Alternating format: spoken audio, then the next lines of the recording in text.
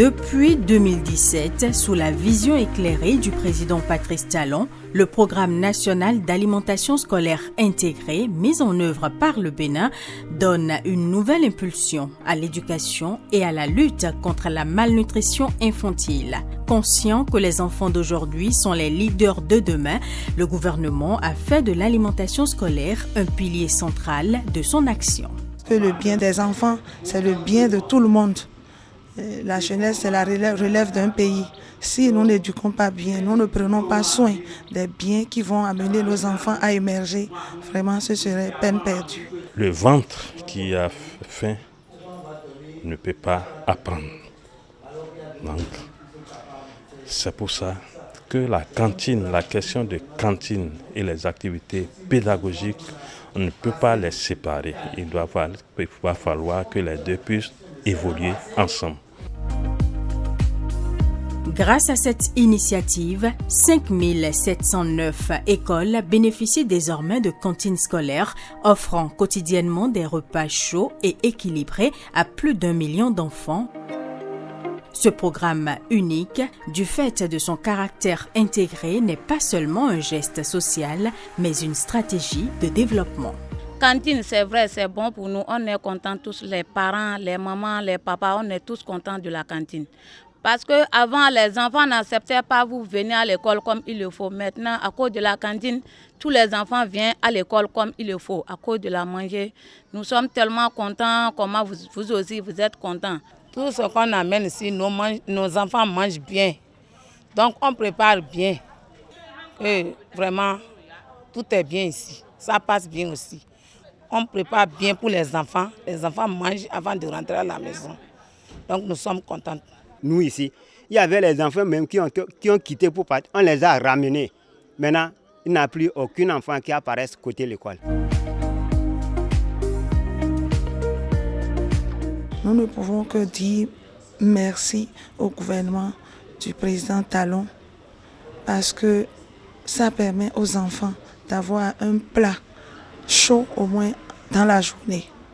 Ensuite, nous avons remarqué que à cause de la cantine, beaucoup d'enfants affluent et ça a permis d'améliorer les rendements scolaires.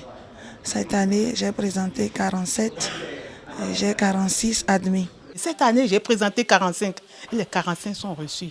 Nous avons eu 100% pour le CEP cette année à Wendokoji.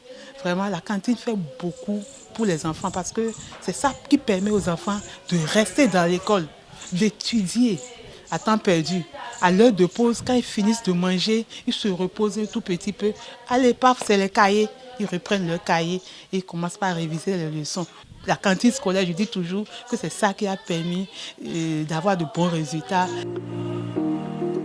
Le succès de ce programme est surtout dû à la solidité des partenariats stratégiques noués. En effet, au lancement du programme, l'exécutif a sollicité le PAM, Programme alimentaire mondial, pour sa gestion avant le transfert définitif des compétences à l'ANAN. Avant 2017, le PAM mettait en œuvre aussi un programme d'alimentation scolaire à côté de celui du gouvernement également.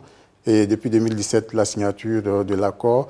En 2017, quand on prenait le programme, le taux de couverture était de 31% avec environ 350 000 élèves qui participaient donc au programme.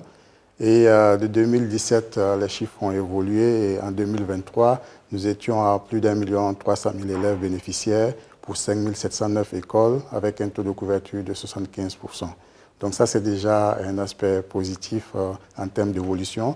En termes de tonnage, nous mobilisons bon an, mal an, 41 000, 45 000 tonnes de vivres qui sont disposés au niveau des écoles pour les 3 trimestres, ce qui représente à peu près autour de 1000 camions de 400 tonnes, vous imaginez, pour 5 709 villages.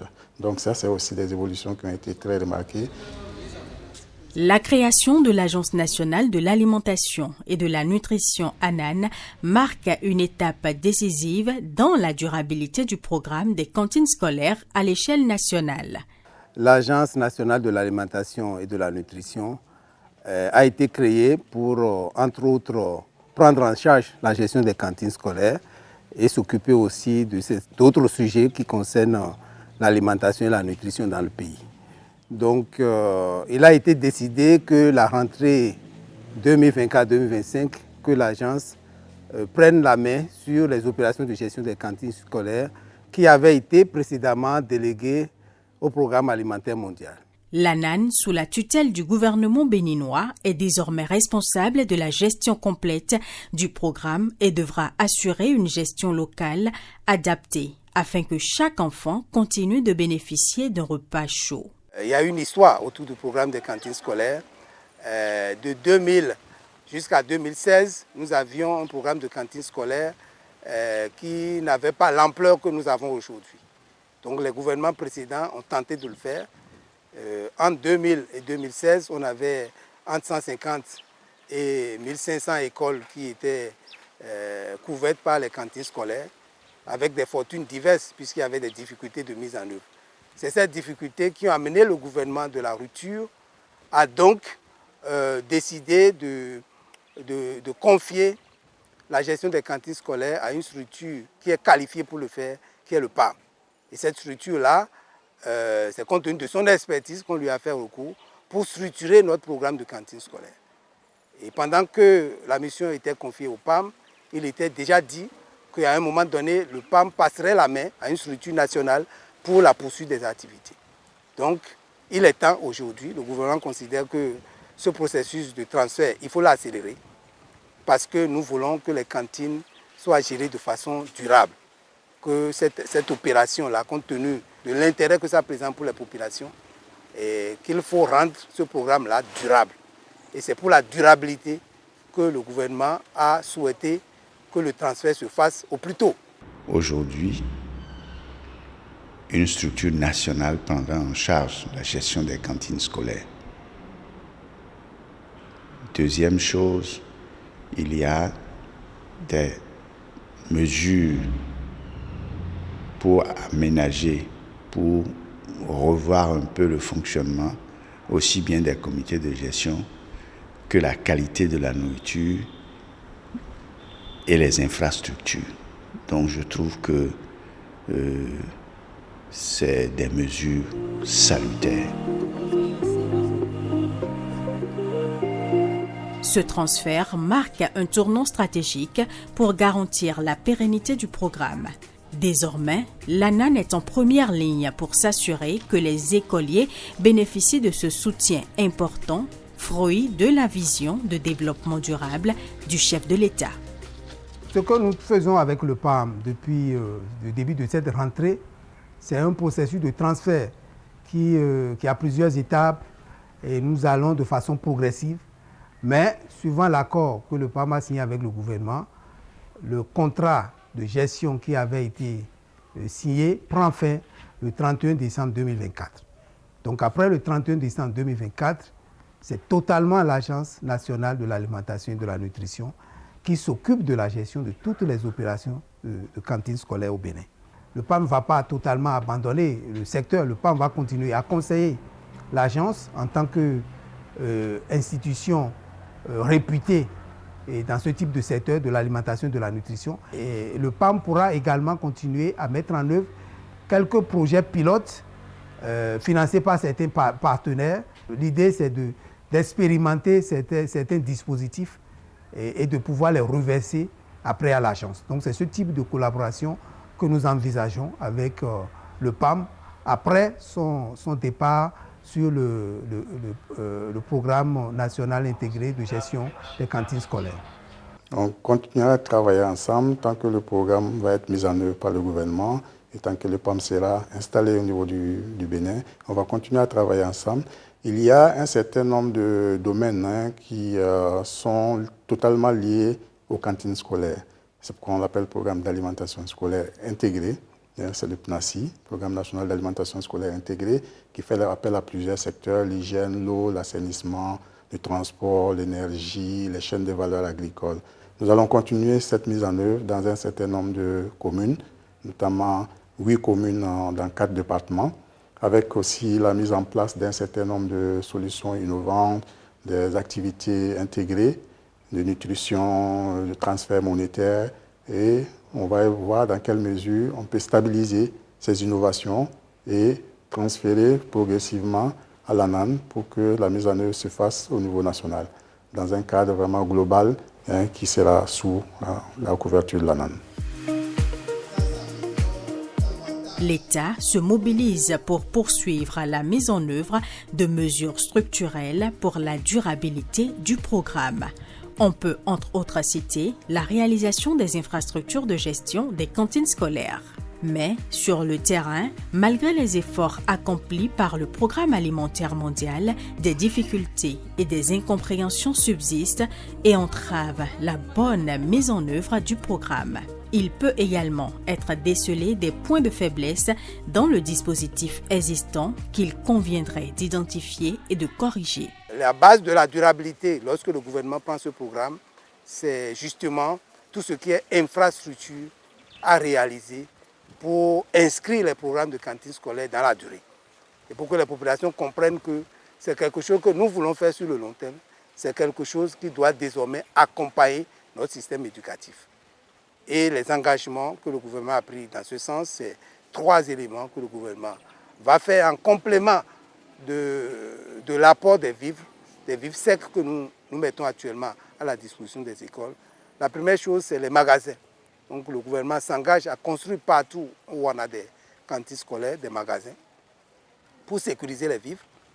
Et le gouvernement s'engage aussi à construire des cuisines avec des foyers améliorés pour faciliter la vie aux cuisinières, aux mères d'enfants qui accompagnent le programme. Et la troisième chose, c'est l'eau potable qu'on doit pouvoir apporter au niveau de toutes les écoles.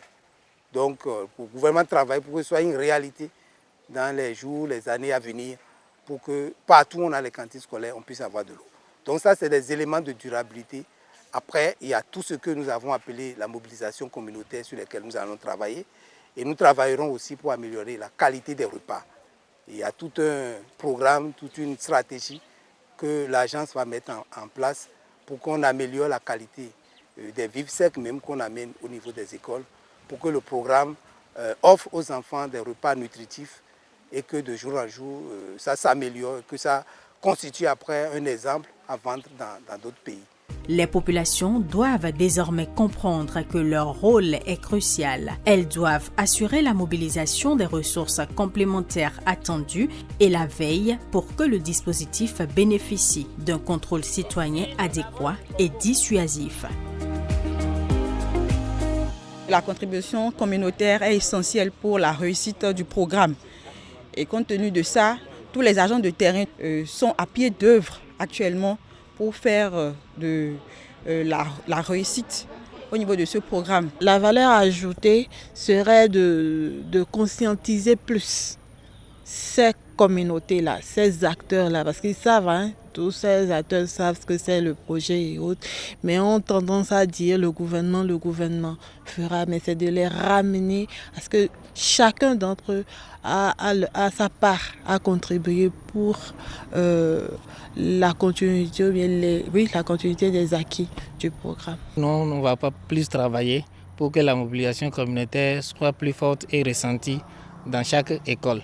Pour qu'on ne dise pas que dans telle école, c'est zéro mobilisation communautaire. Et il est aussi revenu sur les champs scolaires et les jardins scolaires. Je pense que ça là, c'est de notre actif. On va le faire.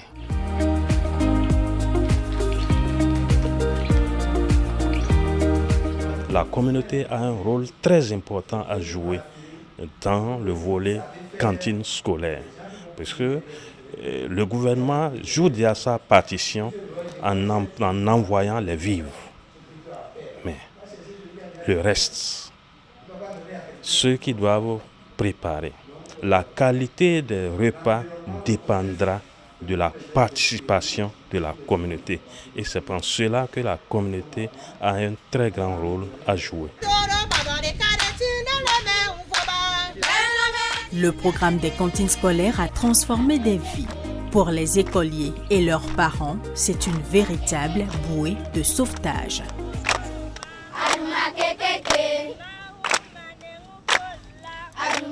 Le président Patrice Talon, dans sa volonté de transformer profondément le Bénin, a fixé un cap audacieux pour 2025, assurer à 100% la couverture des écoles des zones rurales.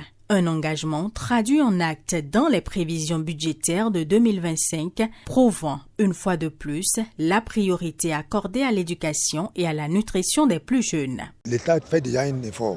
Sincèrement, l'État fait l'effort. Nous-mêmes, il faut qu'entre nous-mêmes, qu'on se comprenne au moins le complément là, qu'on arrive. C'est là maintenant qu'on va commencer par mobiliser tout le monde. Nous accompagnons les enfants parce que le gouvernement, lui, il fait son part, les parents font pour eux aussi. Des fois, on peut semer soja, haricots. Et dans le jardin, là, il y a tomates, quoi, on peut semer tout. Les dotations arrivent à temps et le comité de gestion joue son rôle. Les parents apportent leur contribution et les séances de sensibilisation ont régulièrement lieu. Et cela nous permet de pouvoir achever l'année en beauté en ce qui concerne la cantine.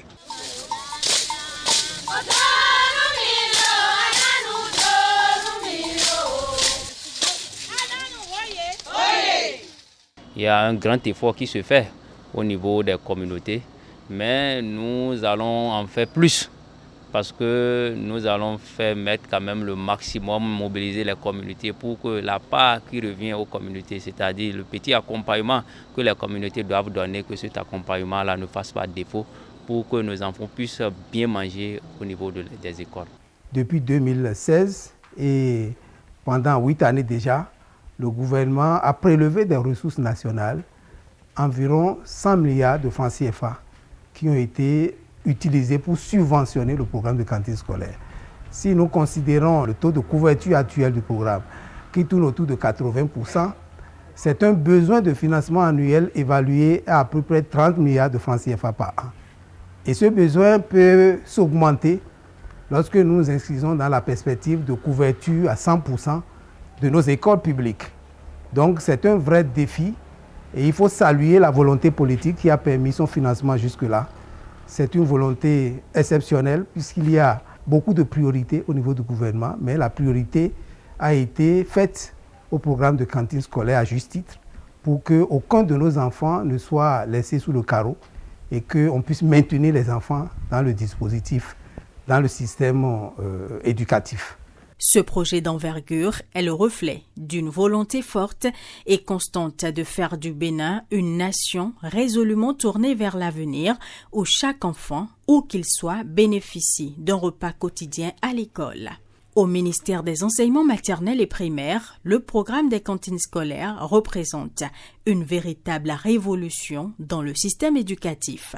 C'est des enfants, qui n'ont pas demandé à naître, qu'on a mis à l'école. Et on est conscient qu'il y a des difficultés de vie. Donc on a inscrit dans le programme d'action du gouvernement comme quoi il faut faire quelque chose par rapport aux cantines scolaires. L'État a fait ce qu'il devrait faire.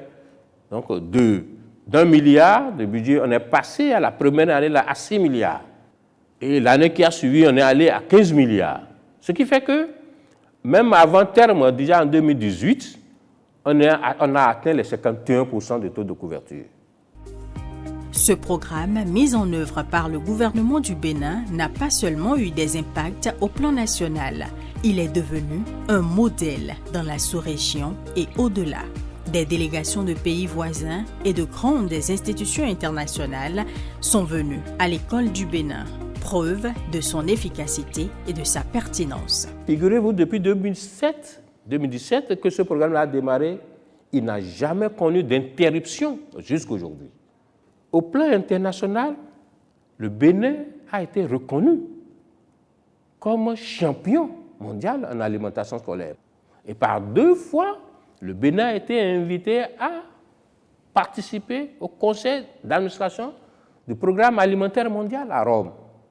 La coalition mondiale pour l'alimentation scolaire a désigné le chef de l'État béninois comme champion mondial pour l'alimentation scolaire. Aujourd'hui, avec la création de l'ANAN, le Bénin pose les bases d'un avenir solide en ce qui concerne la résolution des incompréhensions, la gestion locale et durable de ce programme. C'est votre chose, c'est vos enfants. On demande que vous accompagniez pour que ça marche.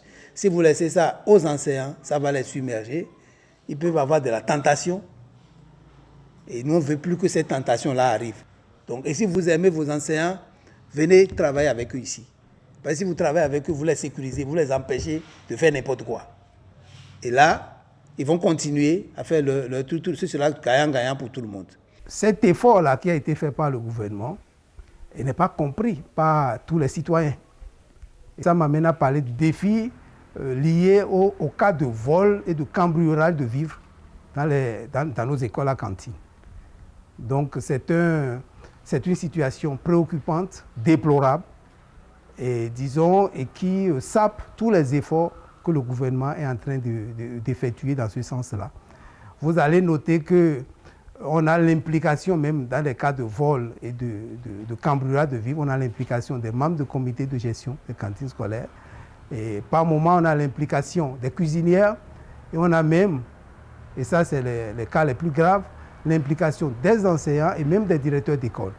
C'est vraiment une situation regrettable. Et par rapport à ces cas-là, cette recrudescence de vol de vivres, avec la reprise en main du programme des cantines scolaires par l'Agence nationale de l'alimentation et de la nutrition, nous avons donc engagé des discussions avec la police républicaine pour que les procédures de poursuite des contrevenants ou dans les cas de vol, que ces procédures-là soient mieux gérées et pour pouvoir aboutir effectivement à des sanctions exemplaires pour les cas que nous allons désormais noter. Dans ce cadre, un certain nombre de mesures ont été prises. Et la première, c'est que nous avons désormais un cadre de collaboration avec la police républicaine, avec comme point focal le directeur général adjoint de la police républicaine.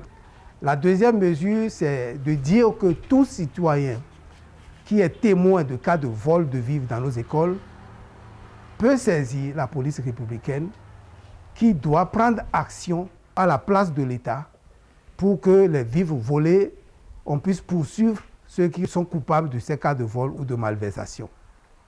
La troisième mesure, c'est que toutes les unités de police dans nos régions ont été instruites par leur hiérarchie pour traiter avec diligence tous les cas de vol ou de cambriolage de vivres qui leur sont signalés. Et la quatrième mesure, les unités ont été aussi, notamment les commissaires de police, ont été instruits pour faire des visites de routine dans les écoles et pour s'auto-saisir des cas de malversation éventuelle qui pourraient être constatés dans le cadre de la gestion des programmes de cantines scolaires.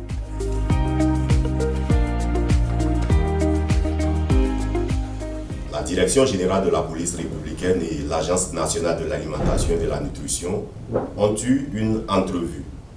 Et au cœur des échanges, il était question de la prise de mesures énergiques afin de donner un coup d'arrêt décisif aux cas récurrents de cambriolage qui visent notamment les lieux de stockage des vivres destinés aux cantines scolaires.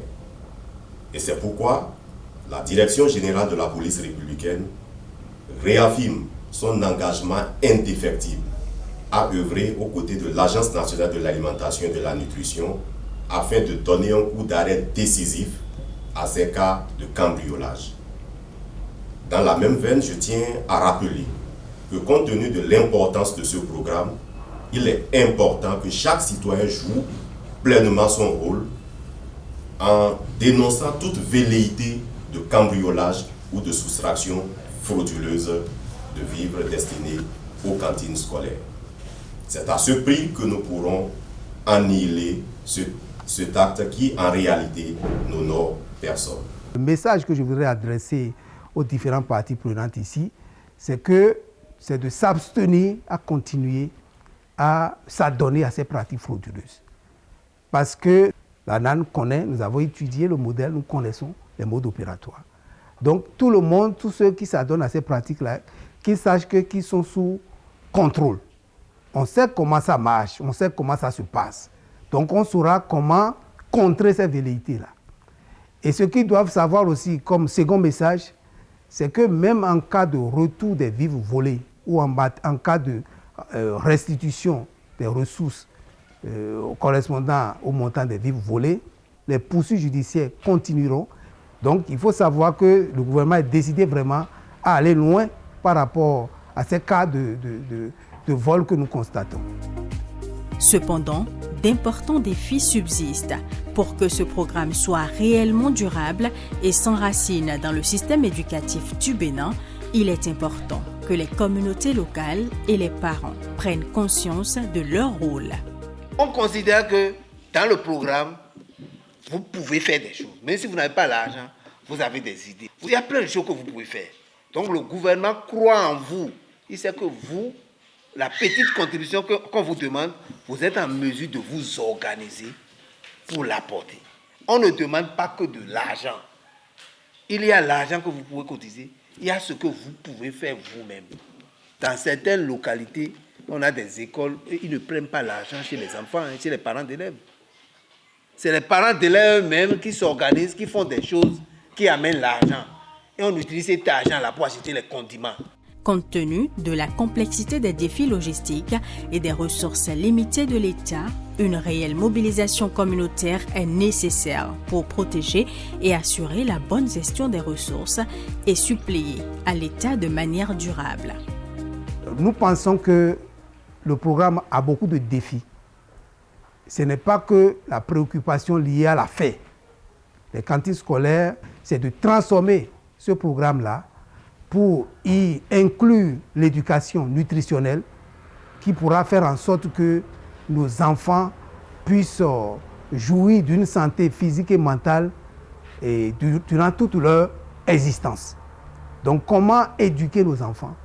Comment éduquer nos enfants pour qu'ils puissent se prendre en charge et qu'ils puissent savoir quels sont les choix alimentaires qu'il faut faire, les choix alimentaires qui permettront de préserver le potentiel de santé qui leur est nécessaire pour l'éducation intellectuelle et aussi pour la réussite professionnelle. Donc c'est de faire en sorte que désormais, le programme d'alimentation scolaire et l'éducation nutritionnelle puissent faire partie intégrante à notre système éducatif, puisque nous allons former des enfants, des adultes qui sont équilibrés, qui sont en pleine santé et qui peuvent relever vraiment les défis de développement.